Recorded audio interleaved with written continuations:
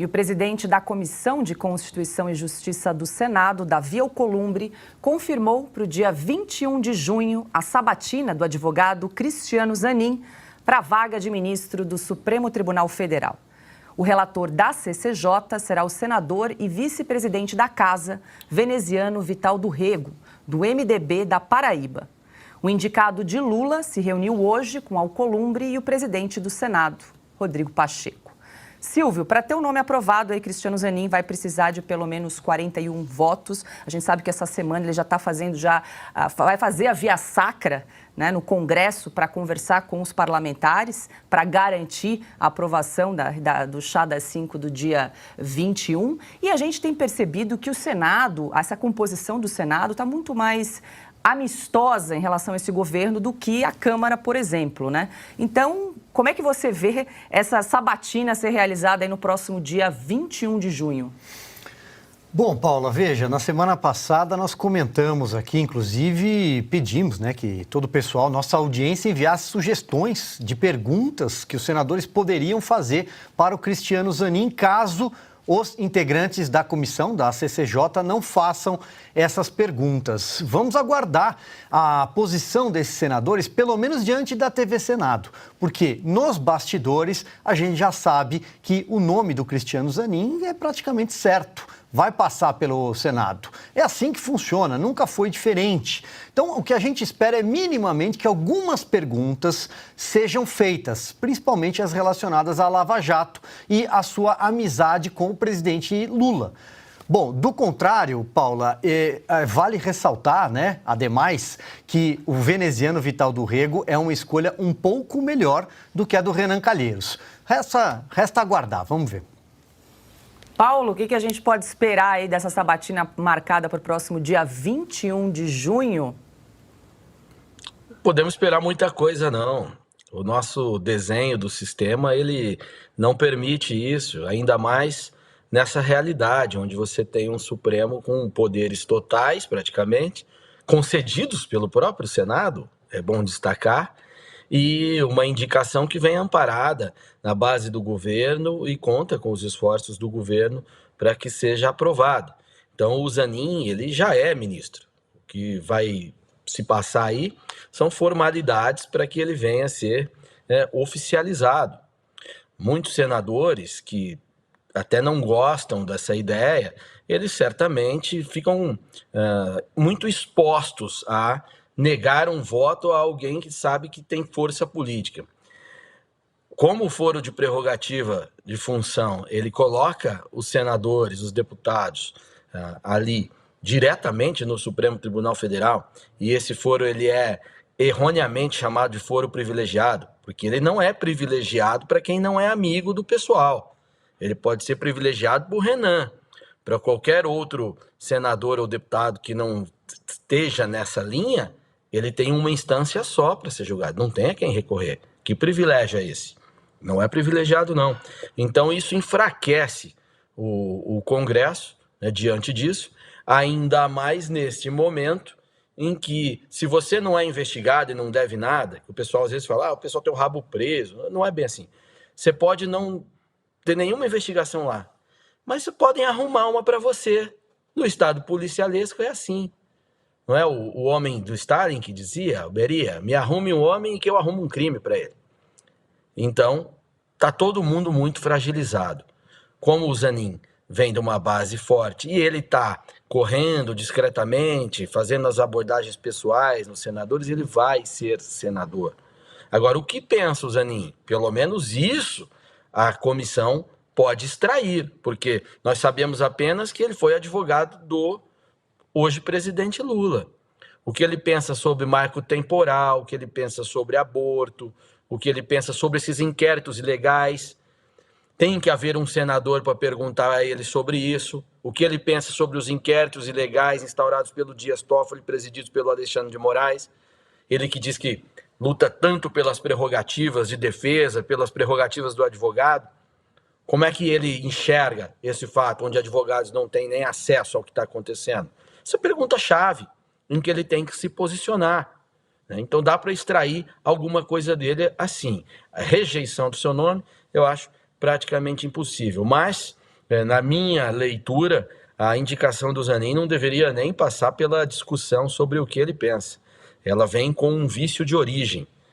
Ele está sendo indicado não por conduta ilibada ou notório saber jurídico, ele está sendo indicado porque ele é advogado do presidente da República. E esse vício, ele é insanável. Será ministro aquele que nem poderia ser indicado. Ana, nós já comentamos aqui, né, caso o nome de Cristiano Zanin seja confirmado, a composição do Supremo Tribunal Federal vai permanecer com 8 advogados e apenas 2 magistrados de carreira, aqueles juízes que passaram em concurso público, né, para um Supremo Tribunal Federal, né? É muito difícil você sabatinar quem não é juiz, né? Porque você vai defender exatamente a sua linha de conduta como advogado. Você não vai mostrar um absoluto e notável, né, conhecimento das leis, porque, ainda mais no caso do Zanin, o trabalho dele era espremer as leis, puxar, esticar, né? Mostrar uma interpretação diferente. E isso que o Paulo trouxe é muito importante, porque por mais que o nome dele passe, e vai passar no chá das 5, né, da sabatina do Senado, vai passar, é preciso perguntar tudo, porque é preciso que tudo fique registrado. É importante isso. Mas vai passar e vai se tornar ministro. Não tem problema, mas em algum momento a gente vai ter que puxar esses vídeos, né? Eu faço coro com a lista do Paulo e acrescento a pergunta sobre Daniel Silveira. Senhor Zanin, o senhor acha que a cassação do indulto presidencial ao Daniel Silveira ela foi correta? O senhor acha que o indulto, a graça presidencial concedida pelo presidente Bolsonaro ao deputado Daniel Silveira, ela é constitucional? O senhor acha que o indulto concedido ao José Dirceu pela presidente Dilma é constitucional? Tudo isso tem que ficar registrado. Tudo isso. Nós temos um ex-deputado que foi preso, foi cassado, foi preso, depois o seu indulto foi cassado de uma maneira absurda, tirânica, inconstitucional, uma perseguição política. Eu espero ouvir nas perguntas dessa sabatina o nome do Daniel Silveira muitas vezes ali. O dele, o de Anderson Torres, exatamente nesse contexto todo dessa tirania do judiciário, né, que não tem mais agora, não tem freio. Eles são, afinal, né, eles são os editores da sociedade.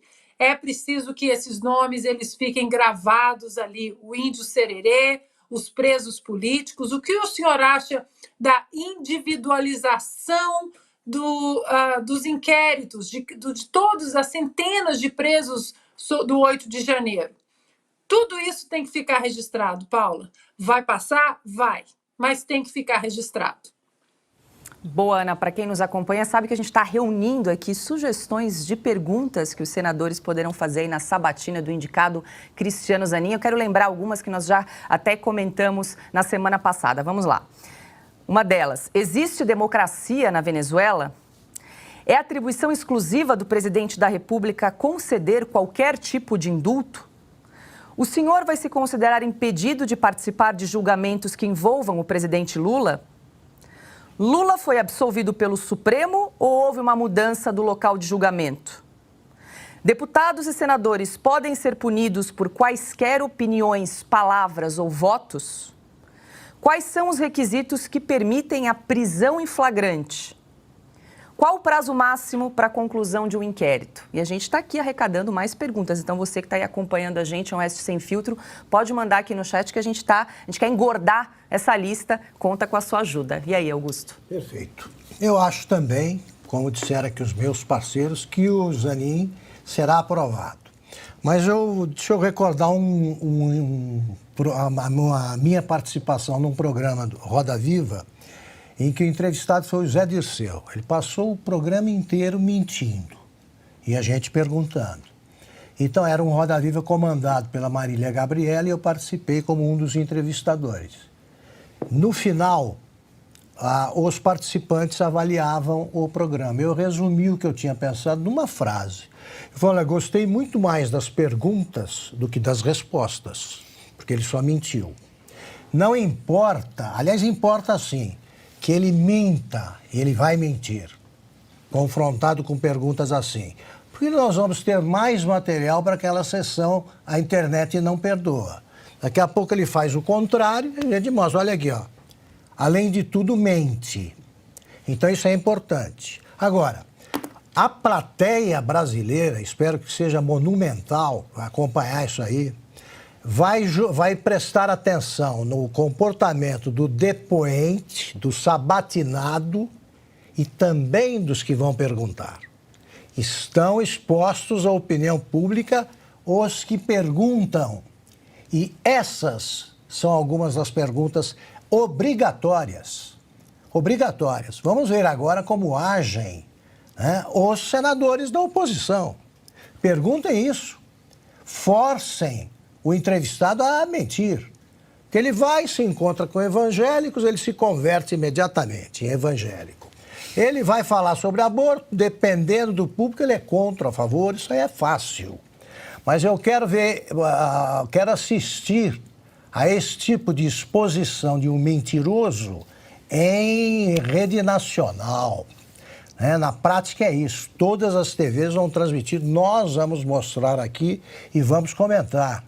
E há mais perguntas a fazer, que ele vai se declarar impedido de participar do julgamento da JS, né, que ele era advogado até outro dia, e cedeu a vaga trocaram, né? Ele ocupou a vaga do Ricardo Lewandowski, o Lewandowski virou advogado da mesma empresa que ele defendia.